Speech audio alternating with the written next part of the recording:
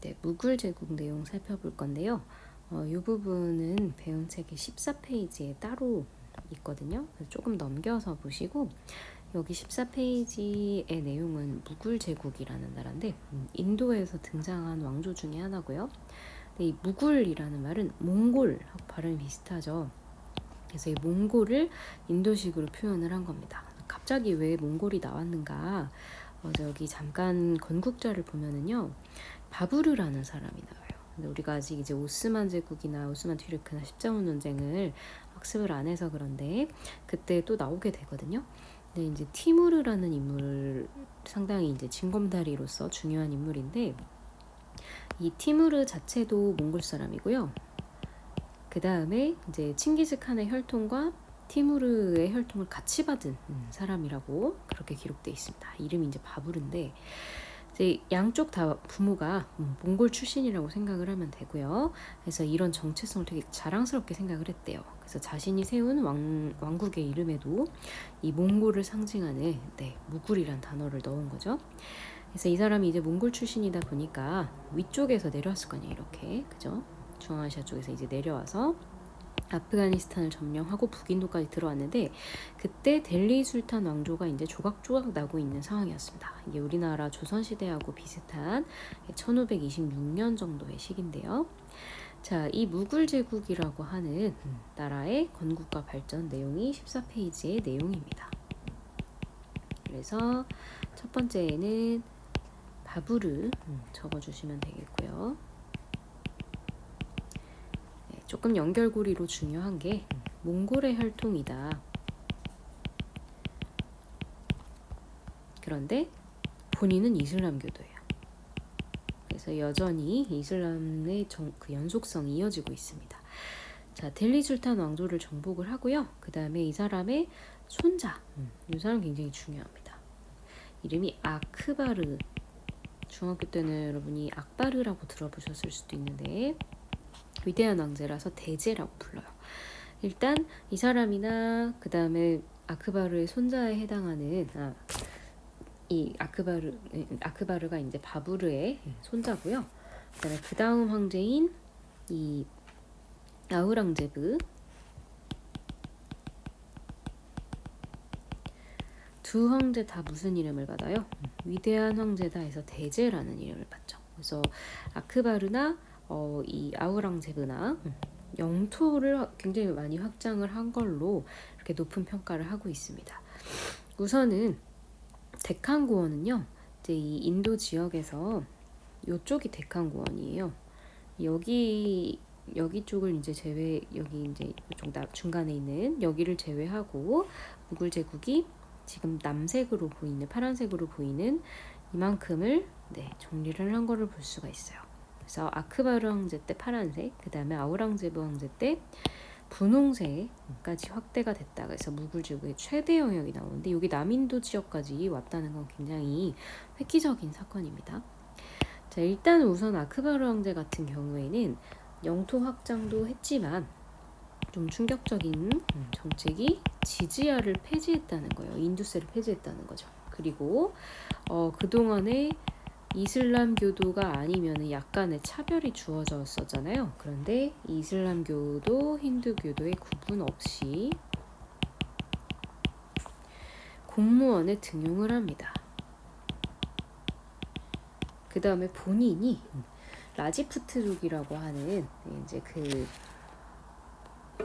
구자라트 신드 지역 이제 중간 정도인데 지도로 봤을 때는 우리가 한 요 정도 되는 곳입니다. 여기 라지푸트 지역에 공주하고 본인이 직접 혼인을 하기도 해요. 그래서 상당히 관용적인 모습을 보이고요. 그래서 이 이슬람 교도와 그 다음에 힌두 교도를 융합하는 정책.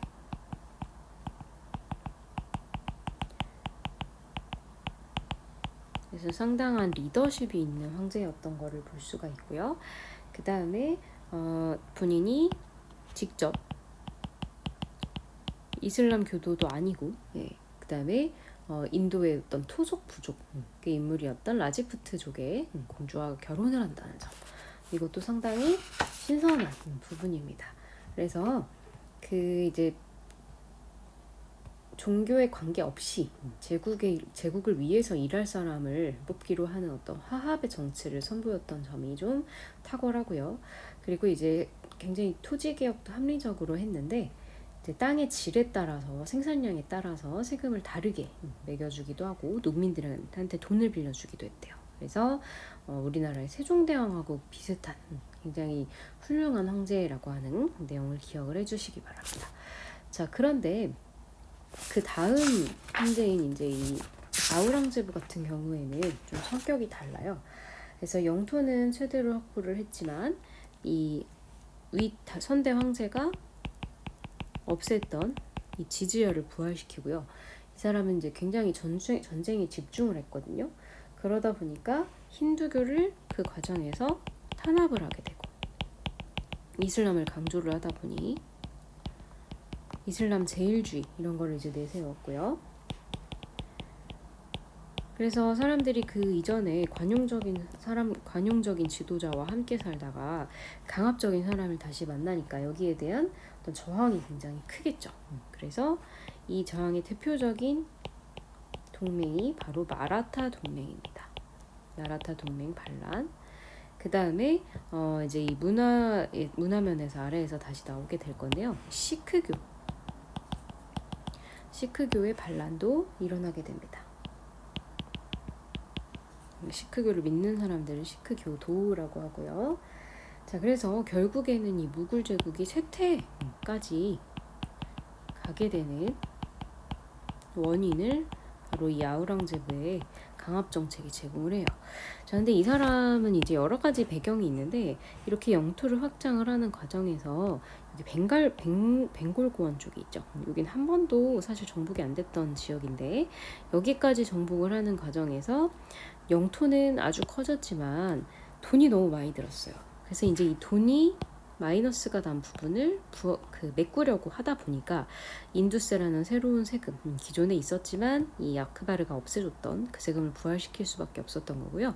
두 번째는 본인이 이제 정치적 기강이 좀 약해졌다고 생각해서 이슬람을 위주로 하는 강한 왕권을 고집을 하다 보니 이런 반란으로 이어지게 됐다는 내용입니다. 그래서 아크바르와 아우랑제부의 정치는 좀 상반된다. 이렇게 평가를 우리가 할 수 있고요. 그 다음에 이 위에 정치랑 또 다르게 따로 출제가 많이 되는 부분이 무굴 제국의 문화입니다. 무굴 제국의 특징은 우리 이제 잠시 예전에 쿠시안 왕조 이런 그 다음에 지난 시간에 배웠던 거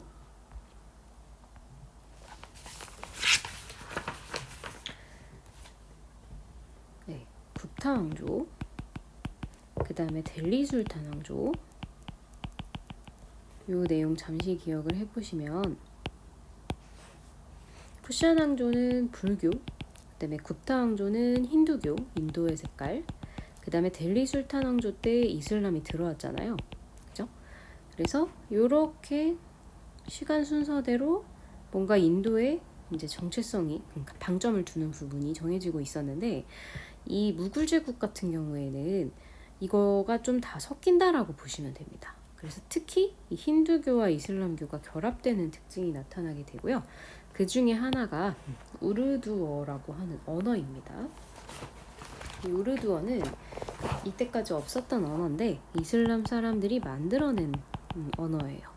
그래서 튀르크 계통, 터키 쪽에서 온 이슬람 지배자들이 인도의 돈 받고 싸우는 군인을 고용한 후에 만든 언어이고요. 무굴 제국 시대에 특히 많이 사용이 됐고 그 다음에 시크교라고 하는 종교가 생기는데 시크교는 교과서에도 나오지만 나나크라는 인물이 이슬람교와 힌두교의 장점만을 섞어가지고 만들어서 이제 이 종교를 위해서 싸우는 아예 전사 단체를 만들어요. 그래서 인구 수는 되게 작지만 총리를 배출하는 등 인도 세계에서 활약을 하고 있습니다. 그다음에 마지막으로 가장 크게 여러분이 알고 있을 만한 인도의 문화가 이제 이 건축 중에 타지마할인데요. 이것도 힌두교와 이슬람교가 합쳐졌다고 써져 있죠. 그래서 아우랑제브의 이제 이 아빠에 해당되는 사람입니다. 샤자한이라고 하는 황제인데요. 이제 벽에 쿠란 이런 게 새겨져 있고 커다란 지붕이 양파 모양인 건 이슬람식이지만 안에 들어가 보면 연꽃 무늬가 있다든지 아니면 이렇게 작은 탑 같은 거 있죠. 요거는 힌두 양식의 특징입니다. 그리고 요거는 또 우리 메카에 예배드리는 시간을 알려주는 그 미너렛이라는 탑 같은 느낌이죠. 요건 또 이슬람 거고요. 그래서 인도와 이슬람의 문화가 섞인 가장 대표적인 건축물이 바로 이 타지마할이기도 합니다. 그래서 이 무굴 제국은 앞에 우리 이 델리 술탄 왕조 시대에 들어온 이슬람이 벚꽃을 피우고 인도의 힌두교 문화와 결합하는 그런 문화권이라고 살펴보시면 될 것 같아요. 자, 그리고 이제 이 시기별로 선생님은 조금 정리를 해보고 인도를 구분을 해보려고 합니다.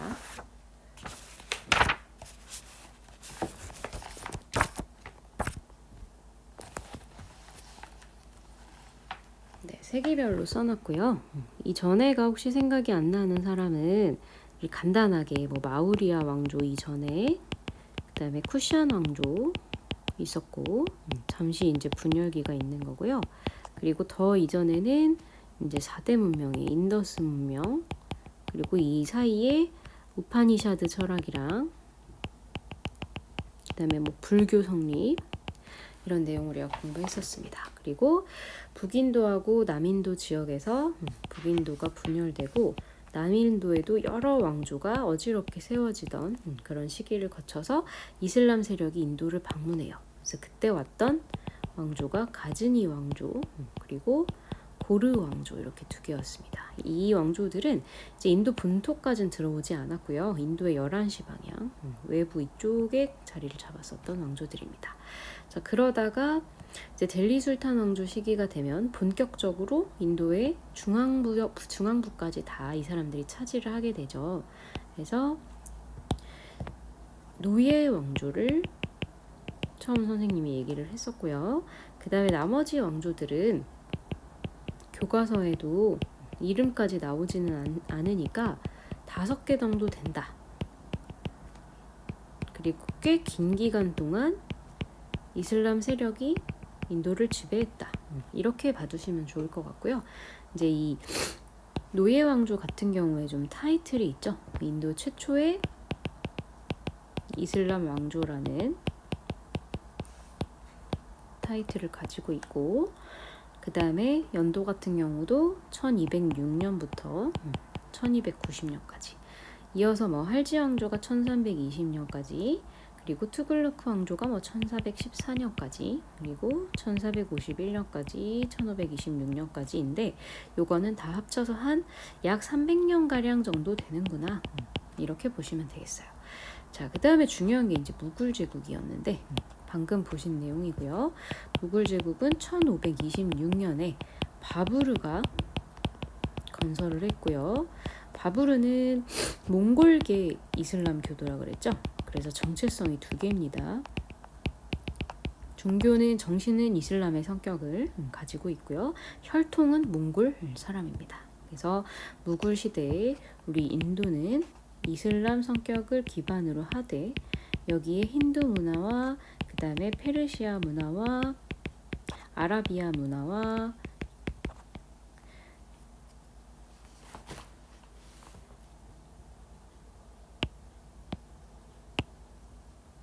그 다음에 선생님이 잠시 깜빡해서